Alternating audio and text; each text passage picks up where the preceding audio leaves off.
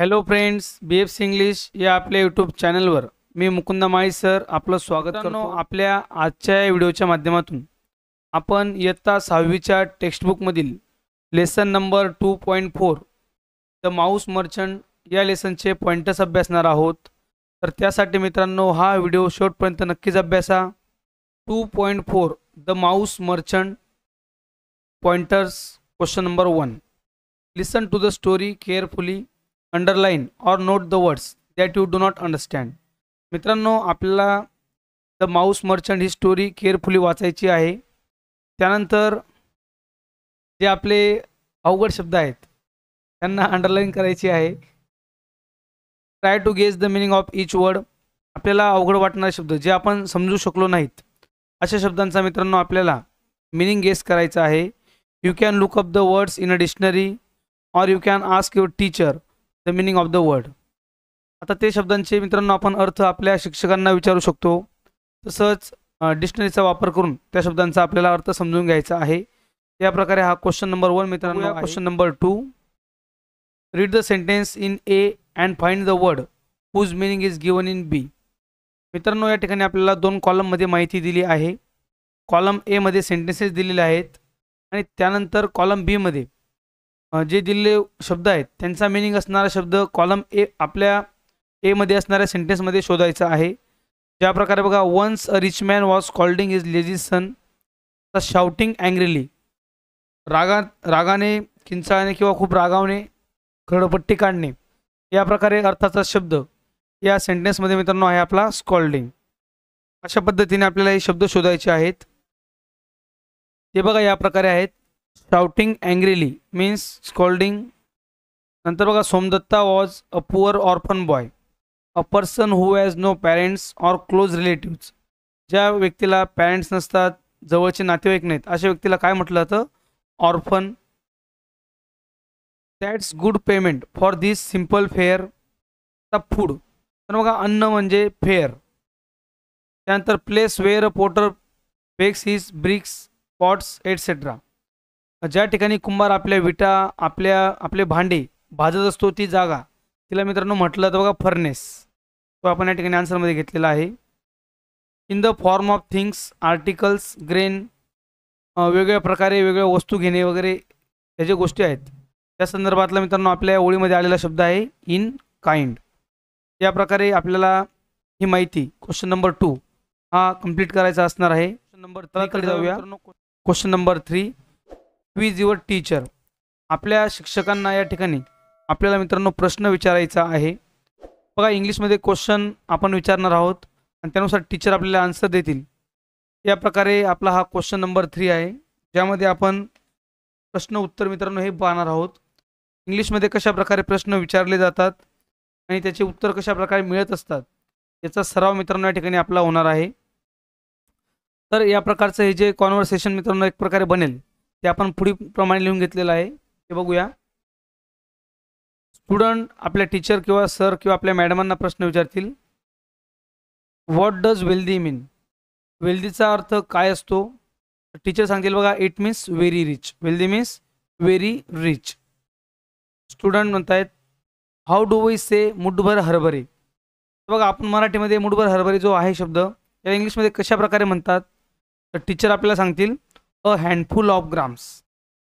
What is the pronouns of business. हा जो शब्द आहे BUSINESS त्याचं प्रोनाऊन्सिएशन कशा प्रकारे करावं, हा शब्द कसा वाचावा, प्रोनाऊन्स कसा करावा? तर बिझनेस या प्रकारचं प्रोनाऊन्स होईल। What's the spelling of roasted. रोस्टेडचे स्पेलिंग काय आहे? तर या प्रकारे ही स्पेलिंग आहे। What is the English word for मजूर। मजुरांसाठी इंग्लिश शब्द काय असतो? It's a labourer. या प्रकारे मित्रांनो हे शब्द या ठिकाणी आहेत। असं बघा या ठिकाणी आपल्याला ब्रॅकेटमध्ये ऑलरेडी माहिती दिलेली आहे। And expression sentence from your mother tongue. आपल्या मातृभाषेतून या ठिकाणी एक शब्द घ्यायचा किंवा एक्सप्रेशन घ्यायचं।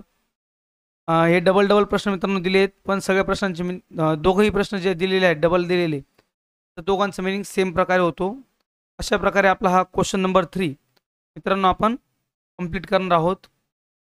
तर मित्रांनो चला जाऊया पुढच्या प्रश्नाकडे, क्वेश्चन नंबर 4। त्याआधी मित्रांनो तुम्ही आपल्या व्हिडिओला अजूनही लाईक केलं नसेल तर व्हिडिओला लाईक करा आणि जास्तीत जास्त विद्यार्थी मित्रांपर्यंत शेअर. आपला पुढचा प्रश्न क्रमांक 4, question number 4. Read the story and list the objects that Somdatta sold. मित्रांनो, ही गोष्ट आपल्याला वाचायची आहे आणि गोष्ट वाचल्यानंतर सोमदत्तने विकलेल्या वस्तूंची यादी या ठिकाणी आपण बनवणार आहोत या क्वेश्चनच्या आन्सरमध्ये. सोमदत्तने मित्रांनो कुठल्या कुठल्या गोष्टी ऑब्जेक्ट्स हे सॉल्व केले ते आपण या ठिकाणी बघूया. A mouse, roasted gram, sticks, wood, different articles. या प्रकारे मित्रांनो या गोष्टी सोमदत्तने विकलेल्या आहेत.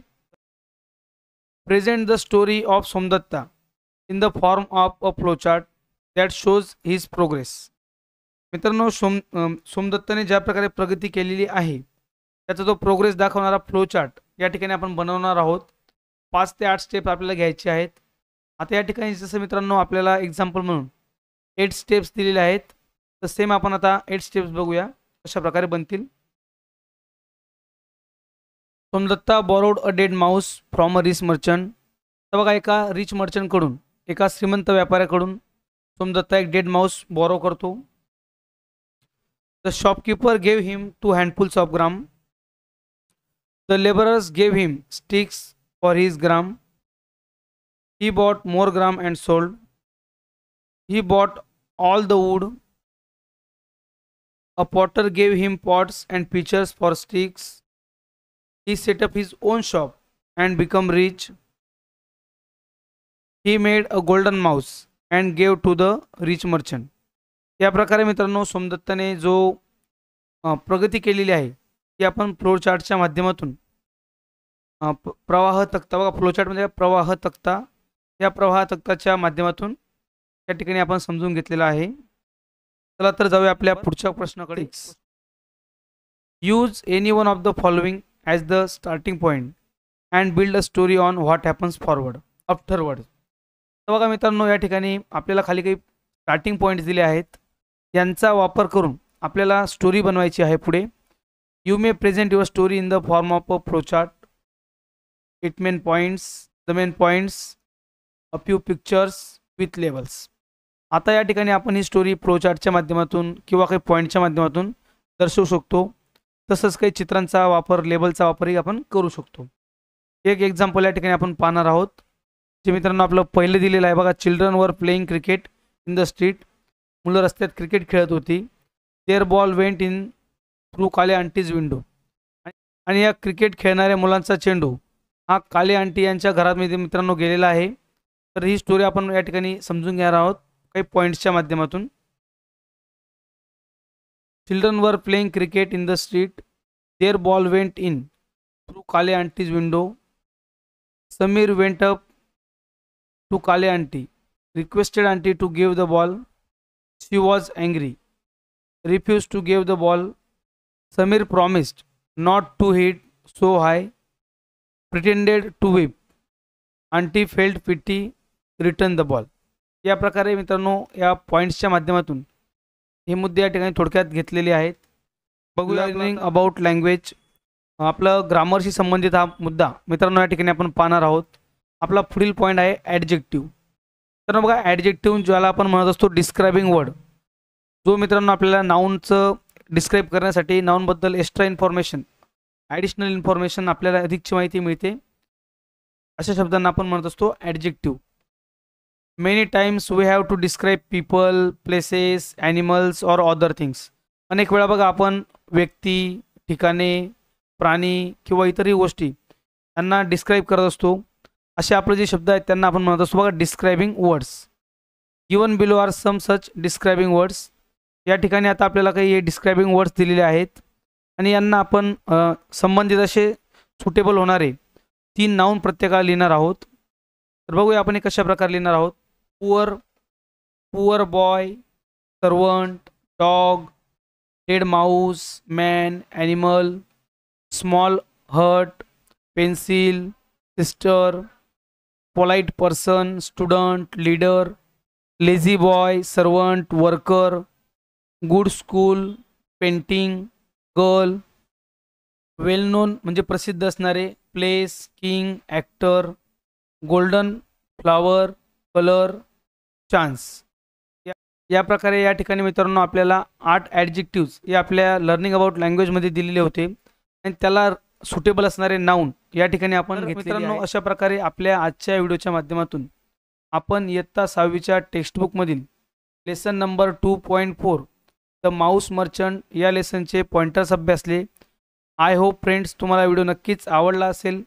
व्हिडिओला लाईक करा आणि जास्तीत जास्त विद्यार्थी मित्रांपर्यंत शेअर करा. Thanks for watching this video friends.